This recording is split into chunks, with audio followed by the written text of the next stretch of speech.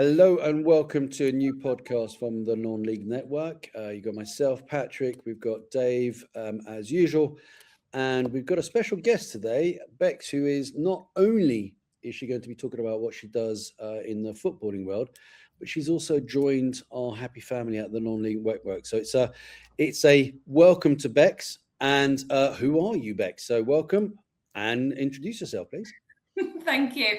Thank you so much for having me. It's lovely to have joined the Non-League Network family. It's very early days for, I guess, our family relationship to blossom. But who am I and what's my business? So my business is Tenacious Transition.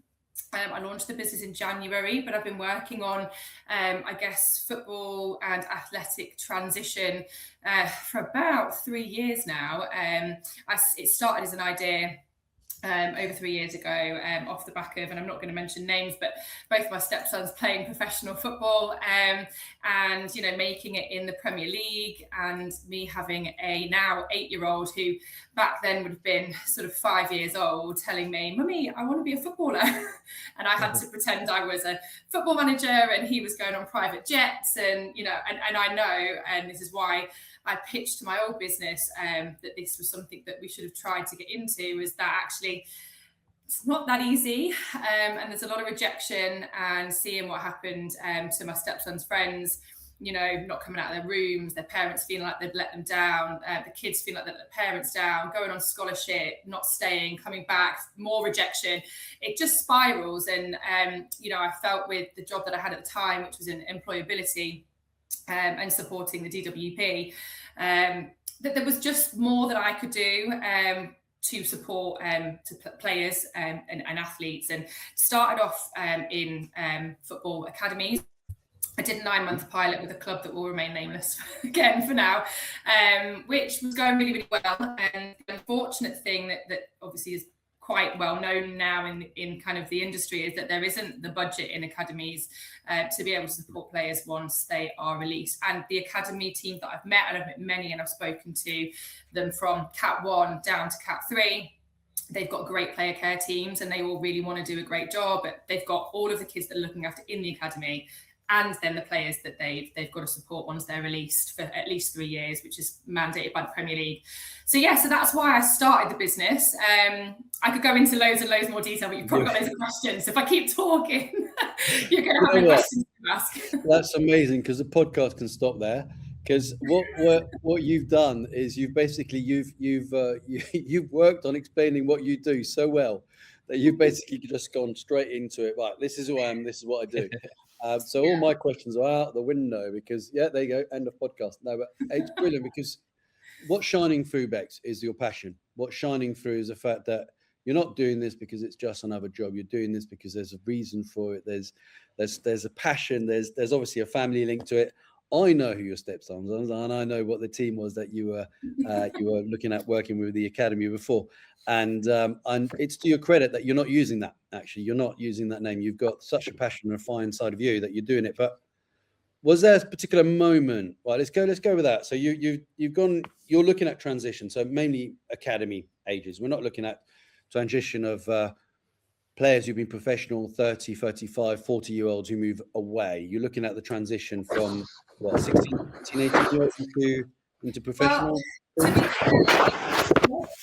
It started to develop quite recently, and I am actually going to start working with injured and retired players. I'm actually working with a first-team player at the moment who's regularly injured, and again, for anonymity, I'm not going to say who that person is, but the guy has his head really massively screwed on his shoulders. He's young, he's 25 years old.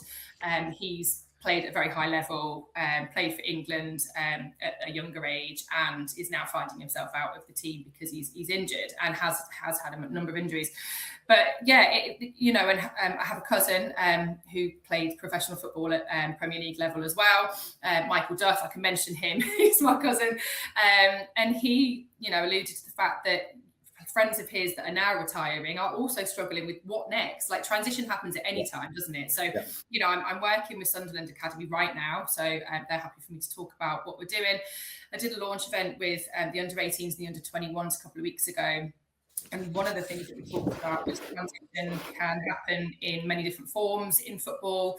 We talked about the fact that it can be transitioning from, academy football to first team football. Going on loan is a transition. Injury can be a transition. Retirement's a transition. And actually, when should you plan for that? And it's been proven that it should happen early on in your career, because then you have slightly more control. You don't have control because there's managers and there's sporting directors and people that make decisions on your behalf. But if you take some element of control, which is having an educational pathway or a career opportunity or something else that you're looking at, maybe you want to go into property, maybe you want to start a side hustle, I keep calling it, which I believe is also something else, but never mind.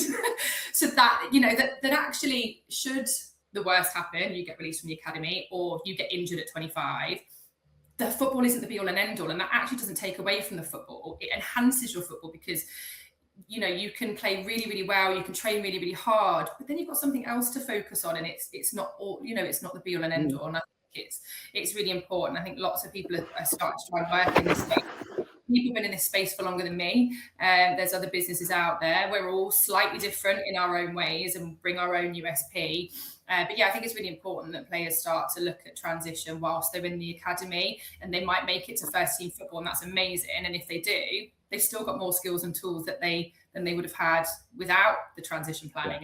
Yeah. And if that means they don't need to tap into that till they're 35, absolutely amazing. But we know the statistics are obviously not going to back up that they're all going to make it into Premier League first team football. That they're going to maybe have to come to non-league football, work their way back up. And it's something that I'm working with a couple of lads at the moment that are now in non-league football, and they've gone from academy football to non-league football, and they're like, wow, it is like a different game. It's much more physical. It's not the same as playing academy football, and it's a bit of a shock actually. They're doing well. We're looking like we can maybe get them, further up the non-league network and potentially overseas. So yeah, it's something that I think just players need to, and athletes. It doesn't have to be football. This can be, rugby, cricket, any other. The transition. I mean, I whenever I talk about the transition, I talk about it as going into a different arena, a different sphere. So it could be a transition. If you're a police officer and you come at the end of your career, you're transitioning into civvy world. Same for the military. If you're an academy player and then you're going into the first team, that's a transition itself, as you described. I was talking to an ex-player called Paddy Gamble, and he was saying that he was on the books at Nottingham Forest, and he then got booked on a loan, and he went down to a non-league club, and he absolutely loved it, because compared to the under 21s, it's a completely different type of level, much more intensity, much more. There's a lot more kind of pressure on them as well in that environment. And he loved it, because he felt that the non-league element got him ready again for that first team that he was trying to get to in his professional club. But what you described is we've spoken to Alex Smithies, to Jody Craddock, with Nikki Forso, different ex-players. And what's weird is you could tell within their careers they're really thinking about what happens afterwards. And they've made it a success of what they are now doing after their career's finished. But yet so many people, I think, get to the end of their career or get to the end of their academy life and think, I don't know what to do. I'm not ready for that. I didn't plan for that. I planned for being the next Beckham. I want to be taking free kicks for England. I've planned for that. That's what I want. There's no option B. I'm not going for the option B. So I'm guessing in your case, that's a problem. That's something that you've got to try and manage. What's the biggest problem you find in academy players if they don't make it? What's the number one? I don't know if you can give it a number 1 and 2 kind of disappointments or difficulties for them. Yeah, I guess it's for the players that I've been working with, it's that loss of routine, loss of identity, not really knowing what's next. They go on a bit of a trial merry-go-round. Someone called it to me once, and I love the terminology of it, because they'll get put through trials, they'll get put towards other clubs by their academy club. And then maybe hoping that if they're a Cat 1 academy, they're going to get picked up at, Division 1 or Division 2. But actually, there isn't enough places for those players. Then there's the reality that actually they might have to go into non-league or overseas. I think 2 of the players that I'm working with are earning £130 a week.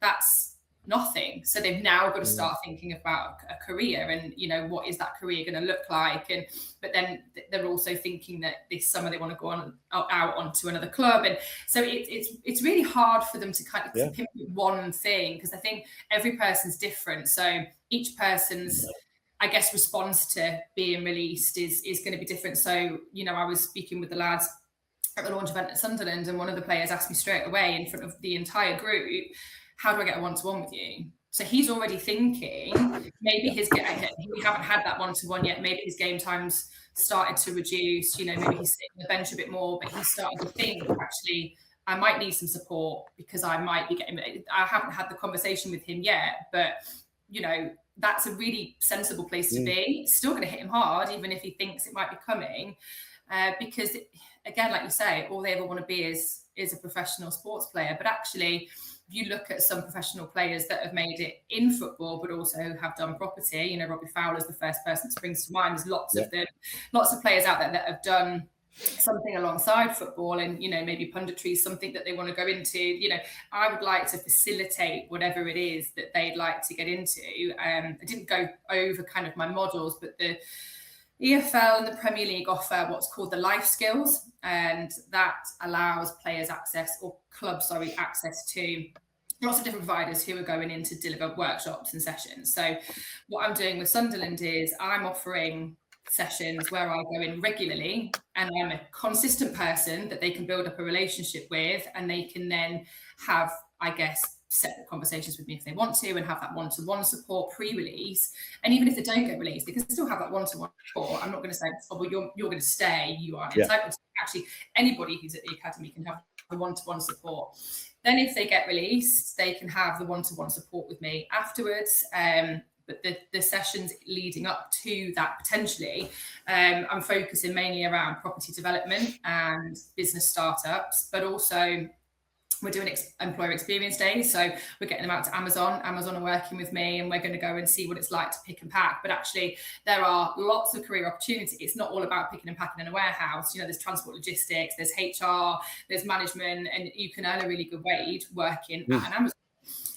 But equally, you know, construction, because it's really good flexible working. You know, you're going in early, you're finishing at a point where you can go to the gym, you can go to training, so it can run alongside a career really, really nicely. So getting the lads out to a construction site, getting them with the high vis and the hard hat, and letting them see what it's all about. And Sunderland were really keen on that. They really liked the fact that we could get, I can get them out to these businesses and let them see what it's like. Other things, podcasts, getting podcast studios to come in and do mini podcasts. So that hasn't happened yet, but it's been a great photo opportunity. I'm really excited about that one. And barbering keeps coming up a lot. So yeah, you know, it's about giving them the opportunities, and then facilitating that once they've been released, if they get released. There's then the 3 years, which I already mentioned about the mandated support. So they then become classed as alumni players, and each club has to support them for 3 years. I was speaking to a Cat 2 club, and they were saying, you know, I'm one person. I've got all of these kids in the academy to look after. I've then got to support these other players that have been released for 3 years. It's impossible to do. Well, not that they don't want to, but it's almost like another full-time job. So again, I want to give these players, and again, there's other companies out there doing it, access to the player pathways, access to these experience days. There's no one else offering experience days, so that's a really key one for me, is, you know, getting them out there. And I've got 2 of the lads I'm working with who are going to be going out to a Beaumont and Kirkland site in the next couple of weeks to do a site visit and to have a chat with the people on site about what it's like working in construction. So it's a really nice way to give them those opportunities and ask those questions. And, you know, they're not applying for something that they're not sure about yet. They actually get to experience it before they apply. Yeah, I think it's a good to have obviously a pathway for them. Like from my experience, when I done sort of an educational non-league scholarship for a non-league club, and I never knew what I wanted to do from school forever. And I ended up in construction for a good 15 years, but I never knew what I wanted to do. And I wish going back, I would have took a path into football, because there's so many jobs, you know, scouting, coaching, analysts. there's so many jobs you could do in something that you like. So giving them that real experience and feel for something would probably be a good way to get them to sort of pinpoint an area to work in. Yeah, no, absolutely, it does. It gives them an opportunity to sort of say, actually, that I didn't mind that was all right, or definitely not 100% not my thing. Let's look at the next opportunity. You know, and I did a session with an under 18s team in Leeds, and they had some, I did it on business, they had some phenomenal business ideas. Like, these kids are like 18 and 17 years old. Some of the business ideas were really, really good. So I was like, we need to work on this. Like, it's an idea you can actually make some money off the back of. So that side hustle that can run alongside the playing career, they don't have to give up all their time to do it. It can be something that they do, and it fits around their training schedule. I think, I mean, I'm really interested in what some of those business ideas are, actually, thinking about that. Bex, there's a couple of times when you're moving your hands, it's messing around with the sound system. I think you've probably got a much better setup than we have with some good sound, but you just, it feels like I'm going in a tunnel or pretending I'm at work. I don't want to talk to anyone. Can't hear you. So looking at some of the ideas, I mean, look, you're working with human beings. I mean, that's one of the most important things in non-league network. I'm actually not moving, by the way, when that's happening. I'm sitting really still, so I don't know why it's happening, the noise. I don't know what that is. It's going to be an interesting one. But you're working with individuals and human beings and people who are massively going to be benefiting from your time. And for me, I mean, it's called Tenacious Transition, and you can tell how much it means to you. You can tell the passion you've got for it, and you can talk about it for years and years and years to come. Yeah. When you're in the academy and you've got ideas but you're thinking, I'm going to make it, but you don't quite make it. That, for me, I've always felt that was where they're most vulnerable. It's the players who are close to being able to make it, not the ones like myself who were never. I look at David, and I think he probably feels very differently than I do. I was never going to be top level. I didn't have that aspiration. I knew I went for a very different way of going, and I ended up on a level that I was comfortable with. But I know there are players who could and are very close to making it, and who, as you mentioned, they're going to have that call or that chat that goes, you're not going to be part of the academy anymore, or you're not going to move to the next stage. And to me, that's a bit of a different transition than I'm clearly not going to be good enough, so I need to follow a different path at an earlier date. Do you find you have to make that slightly different for that level of player, or is there anything in particular that Tenacious Transition does for them? I think that the thing that we do with the one-to-ones is that initial kind of diagnostic, the discussion around how they're feeling. You know, we look at a 5-year strategy and then we reverse engineer it, but you've got to understand where they're at and are they ready for that? Is that something that we need to spend some time on later down the line? I do work with a company called Working Minds, and that's a company that they support with the mental health side of things. Yeah. I haven't referred anyone to them yet because it hasn't felt necessary. But I think from a one-to-one point of view, you know, I'm just about to come to a period with Sunderland where some of the lads are getting their decisions, and I'll again be able to understand kind of where they're at. And I would do a referral, but I think for me, it's about, you know, what's the setup at home could be really good. And I think that has a massive impact. You know, if they've got a really good supportive network at home, they're going to have a slightly different way of reacting to it. If their setup at home isn't as great, the impact could be greater. So again, you know, I said earlier about it's very much each individual person's circumstances. I have access to the mental health support if that's needed. As of yet, I haven't had to do that. But I think, you know, I was speaking to a mum yesterday who's another entrepreneur, and her son was playing cricket at a very high level and got released from cricket, I think at 13, and then went and did really, really well at grass hockey. And he actually turned around to her only a few weeks ago and said, Mum, I really thought I was going to play for Great Britain. And she said to her son, so did I. And like, that conversation must have been really tough, but how long was that sat there in his mind before we said it to his mum? And you don't know. I mean, I met with a player this morning who his football's going okay. Like, he's non-league, he's doing well in his football, he's improving, and we're doing video analytics with an agency that I work with, so he's getting regular feedback from this agent on how to improve his football game, and we want to try and get him up the non-league network, the non-league route. But he's just got released from a job, so he's like, he went, I feel like I'm one step forward, then I'm a step back, and he said one minute I'm fine, and then the next minute I'm not. And he's got a really good network. His parents are great, his girlfriend's great, so yeah, he's not in a bad place. But I said to him, you need to communicate with me if things are going where you're not feeling great. You need to let me know and support you. But yeah, even at that point, I'm not a mental health specialist either. So if I felt that it was getting to a point where I needed to do a referral, I'd be referring my clients on. I wouldn't be kind of tackling that alone, because that's not something I'm a specialist in. But yeah, I think it happened. We know it happens. There's been suicides. It's awful.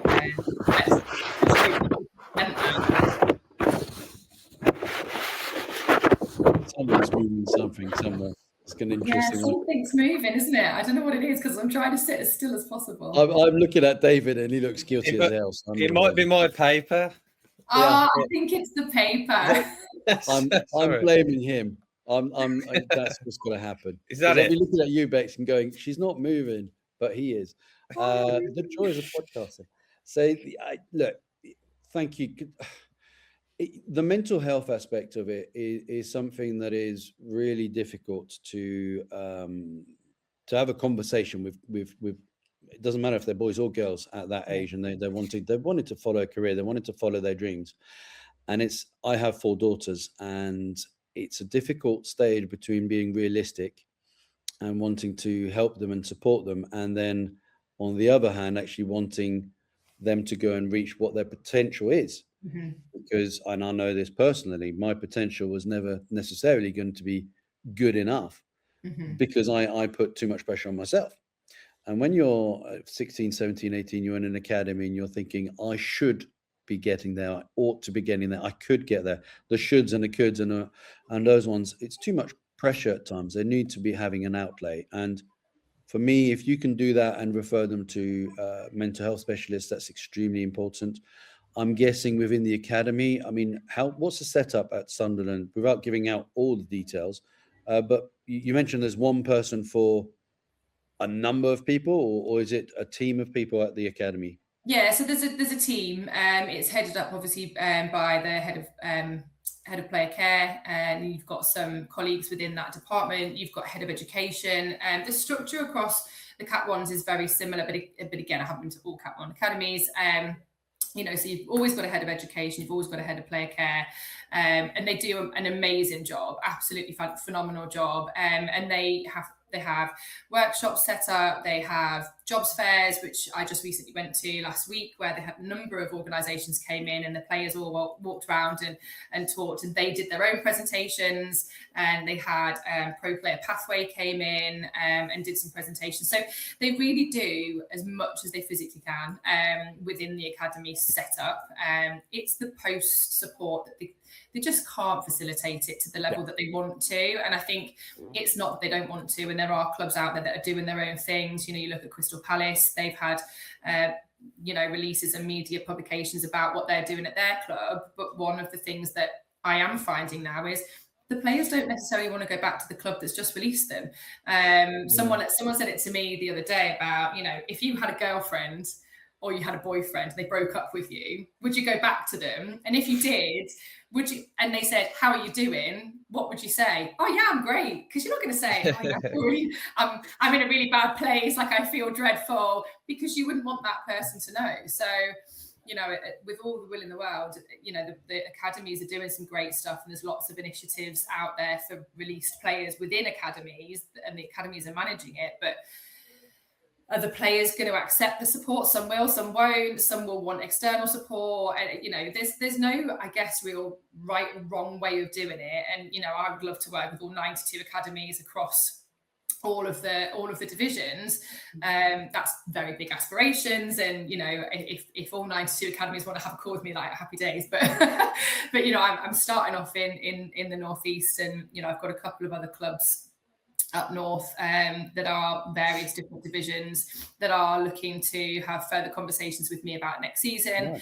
At the moment I'm self-funded. I'm a one-person band, but I've worked in employability for a long time. I was a senior manager so I'm ready to recruit.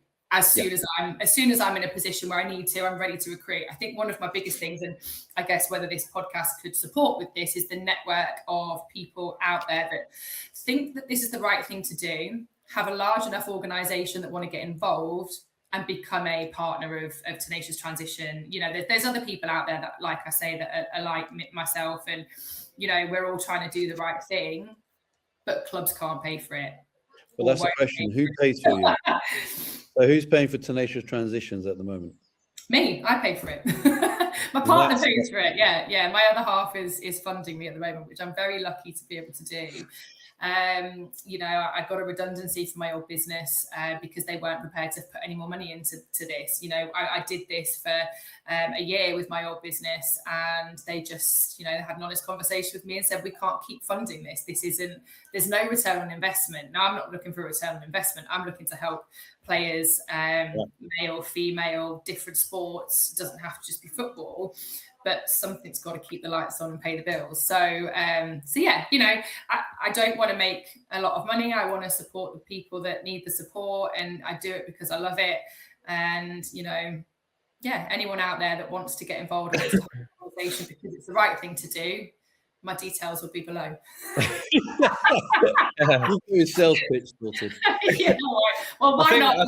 Before you get your leaflets out and phone me on that number, I think David had a couple of questions he was going to be going through. So within our podcast, sometimes we've got this sort of more quickfire questions and answers, generally so that our guests sometimes can take a breather and have a drink of water, especially if they've spoken a lot. Don't know if you can relate, but there's a chance for Dave to ask some questions from the player side as well. Because that's the interest that he's got coming into it. So I've set you up nicely here, Dave. Don't let me down. No, thank you. I just want to bring it down to the non-league player listening, really, working full-time, training once and playing matches once or twice a week, and trying to balance that football work and relationships all in one. I know it can take a lot on it's a lot to toll on the body and your mind, and doing all that things, and it's 100 miles an hour sometimes, going to night games and stuff like that. So where does burnout usually show up first for players juggling work, football and relationships, do you think? I think that's a really good question. I feel like I keep saying it depends on the person. Like everyone has a different tipping point, don't they? I think it will be different for male players and female players. I think it will depend on your age, what kind of work you do. We talk about construction. If you're working in construction, that's a physically demanding job. And then you're training, you're going to the gym, you're playing football. So your burnout level may hit quicker than somebody who's maybe working in recruitment in an office, who's, getting to have, I guess, a bit of kind of recovery time whilst they're working, then go into training, then go into, you know what I mean? So I think burnout, again, it depends on your mentality. Are you a mentally strong person? Your burnout is going to come later. And I'm not saying that anyone is a weak person, but some people will have a lower tolerance level. And, I work at 1,000,000 miles an hour. It takes a lot to burn me out. But when I burn out, it takes a lot. And, I can cope with a lot of pressure. I can cope with outside of work, inside of work. But at some point it hits us all. And I think it's something we need to look out, I guess, for signs of burnout. And support people around us. But it's about having that network. And I think what you guys are doing at the non-league network is amazing. And I think we've talked about maybe doing some little webinars to support players with, what's out there, that, what we can help them with in terms of employment, what we can help them with in terms of, you've got your nutrition and all of the bits and pieces you've got on the website, and, getting that knowledge out there to those non-league network players. Exactly. Thank you, Bex. Yeah, definitely. So if I'm a 23 or 24-year-old player serious about my football, what types of careers realistically pair with non-league? Well, I think we've talked construction. I think anything that's flexible. I think starting your own business is a really good way of doing it. Property development's massive in the football world, and is when I've done my surveys in academies, it's the biggest. It's the highest one on the priority list of knowledge that the players at the academy gain, because it's so flexible, and you get in the people around you, that you build a network of people that can come in and do the work for you, and you can have an estate agent manage the property, so it feels a little bit more hands off. So that fits in really, really nicely with non-league. Anything that I think you've got to have a passion for the thing that you're doing. Yeah.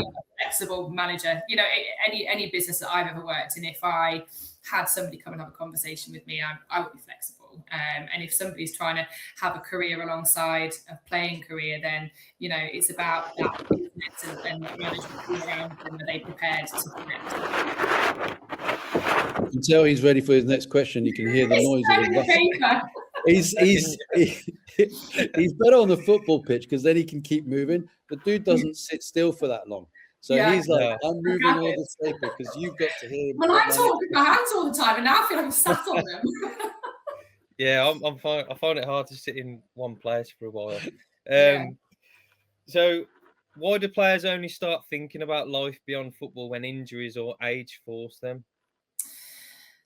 I think we'd probably be remiss to think that they don't think about it before then, but I think that they don't outwardly show that they're thinking about it. In academies, they are very realistic with the players.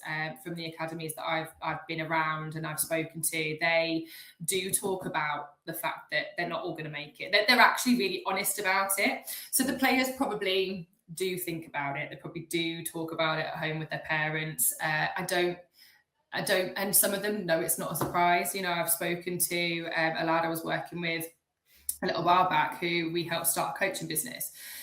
And he said if he thinks back, he knew the decision was coming, but at the time he didn't think the decision was coming. But then when he'd had time to reflect, as he got, out of the academy a little while and he started doing an apprenticeship in engineering and then decided to work on a coaching business with us. It meant that he had time to think about, actually, do you know what? I probably did see that decision come in, but at the time I wasn't prepared to accept that.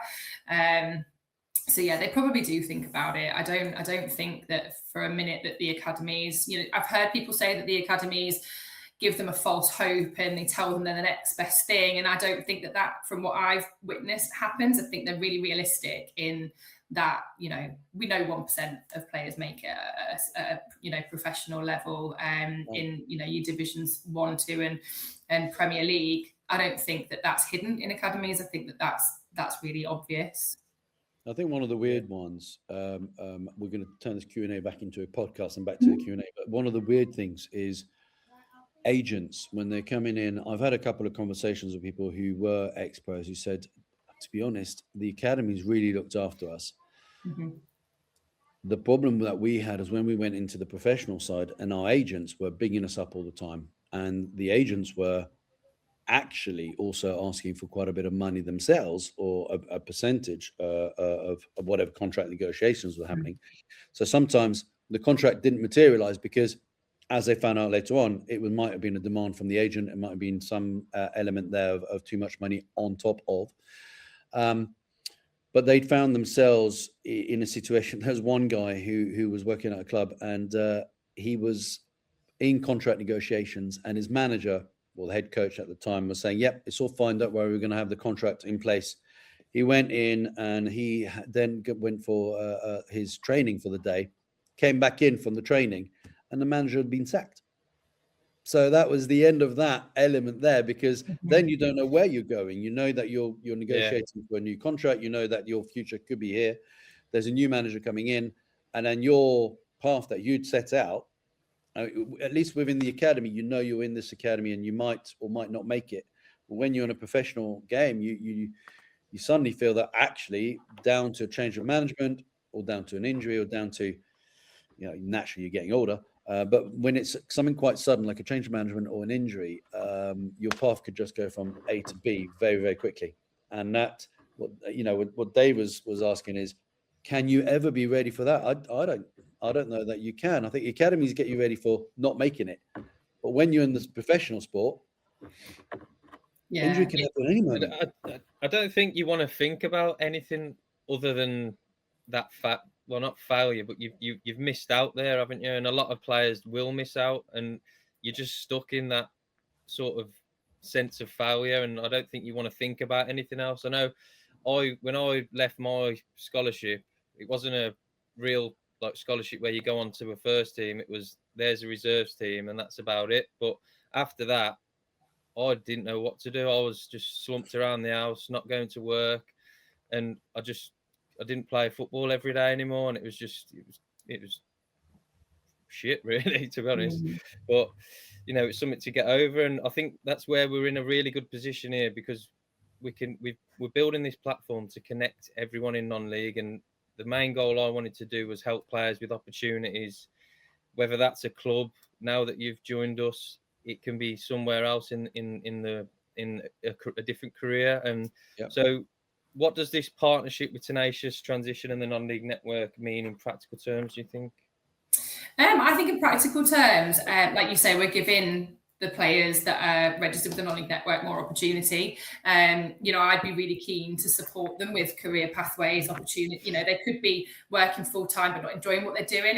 Reach out. If there's something, I can facilitate any role within probably any sector. I just need to know what you want, and I'll go and facilitate it for you. But I already have access to it. I'll find access to it because I'm tenacious. And I don't let things go. I'm a little bit like that. And I think it's we've talked privately about maybe a new launch of a product coming out, an insurance product that is going to be really, really beneficial to players within the non-league, to give them access to private medical really, really quickly. So recovering from injury and not having to wait on NHS waiting lists. Some of them may already be paying for this privately, but it's something that I have access to that we're hopefully going to launch with you guys soon. So, not just is it going to be nutrition advice, health and fitness advice, access to the player profiles that you have. We're now going to have access to employment pathways, support on business startup, if they want to talk property development, and insurances as well. So I think we're really creating an opportunity to give them everything that they need. And I think if there's people out there in the non-league network that you have already that think you don't offer something, tell us what we don't offer, and we'll go and find it, and we'll make sure we start to offer you it, because it's anything's possible. And I think it's a really exciting opportunity to work collaboratively with you guys. I think it also allows the players that I'm supporting from an academy point of view to come and join the non-league network, even if initially that's not their dream. It isn't what they want to do. They want to go and play for a Cat 1 or a Cat 2, a Division 1 or a Division 2, sorry. Or maybe they want to explore scholarships. Maybe they want to try and go and do some work in Europe or Australia or America in football. But there's nothing stopping them having access to the non-league network. You don't charge them to have a player profile, and then they get access to all of the stuff that you have on the website, which is amazing stuff. You've got the locker room and you've got the podcasts, and I think I'll be talking about that when I'm going out and about, and I might get a couple of looks from players going, I don't want to do non-league, but they might not realise it straight away, but they might circle back to non-league football, and join the non-league network at a later date. I think that first year post-release is the year that they really want to try and find a club. And if they can't find the club, maybe then it's non-league football that they need to look at. And, that's okay to go to non-league and then try and work your way up. Footballers have done it before. Yeah, so I think that's another part that I want to try and do is bring a bit more knowledge about non-league football, because it has improved a lot in the last 10 years. And the step 1, step 2, step 3, a lot of them you could say are professional looking clubs and well set up now, and they've got money behind them, and they're not. Look at Andy Carroll. These are where's it, Dagenham and Redbridge. You've got players coming back down there, so it's not as rubbish as people think. And I think it's a good stepping stone and a good start to get back into the academy setup and the men's football. The level's good now. I mean, you go and watch a match in a non-league, whether it's Isthmian or below, and it's actually really good players playing on pitches that have improved in stadiums that are slightly better with a system. I mean, what we were trying to do, what Dave and Jason myself were looking at originally, and I mean, I came in slightly later, is what you're describing, Bex, which is trying to find as many different possible avenues to help players and teams, clubs, coaches, staff within the non-league clubs, and that's why we call it a non-league network. We've actually recently started asking people, what else do you want? Because it's I always describe it almost like having a toolbox and you're a plumber and you've turned up to someone's house and you go, okay, what's your problem? I've got everything you could possibly need to fix whatever you're going to tell me that you've got. And actually, that, you know, you were talking about the insurance thing. Yes, that is something that could really benefit. And there's so many of different products and services out there. The non-league network is only just getting going. And the idea is it's the go-to for any club or staff member or player, even academy level, to go into within the non-league. And then also, maybe, as you'd mentioned, slightly higher tiers who might be going down to it at the start of their career to come back up again, or at the end of their career, like you mentioned Andy Carroll. I don't know where he's playing, but he's banging them in. So that's quite a good one. Sorry, David, I stopped you because I just wanted to talk for a bit. Well, I'm going to come back to what you were saying though, David, about you know, players coming down and working their way back up, or players that were up coming back down. Actually, you know, when I was speaking with the players at Sunderland, I asked them a question around what is making it in football. Yeah, great is it question. just Premier League, League One, League Two? Or are you making it in the, because you're a footballer, right? You play football and you get paid for it. You're a footballer. I don't, you know, whether you're Premier League or you're non-league, you're a footballer. If you have to have a career alongside that, so be it. But you're still a footballer. Your identity, what's your identity? Do you identify as a footballer? I think that's a really important one. And I got various different responses. I got, you know, Division 2 and above. I got, well, if you get paid for it. I got Premier League only. Like there was lots of different responses from the lads at the academy. But I think it's a valid question. What is making I'm it? nicking that. That's no one. We're not going to release this podcast because there'll be evidence. But I'm taking that. What is making it for you? Yeah, it's a bit like, how do you measure your well-being? You can't. Everyone's going to have a slightly different answer to that, and that's amazing. You can always move the goalposts on it as well. If you get somewhere, you can always move it forward. Absolutely. Yeah. So one last question. If someone listening feels stuck or unsure about their direction, what's the first thing they should do? Reach out to me. No, in all seriousness, you know, I want to help as many people as possible, whether that's non-league, academy, you know, retired, injured. I think the example of, you know, speaking to one of the players that I've got at the moment, who's a first team player, you can be anybody and need support. It doesn't matter whether that's, you know, career advice, you know, you're at a club and you want to go to a different club. I've got a network of organizations that I'm working with, and I'll make a referral to if I think it's the right referral. So I guess I'm like a funnel, like I'll filter you to the, if I can't help you, I'm not the right person to help you, I'll get you to somebody who can. Because there's no one organization who's the answer to everything, because it's such a vast, you know, there's so many variations of, you know, what does a person need? What can you advise them and give them? So yeah, if there's anyone in the non-league network or any other network that wants help or support or advice or guidance, then just, you know, reach out to me. My details are below. I don't know if you're going to put them below, but I keep saying they're below.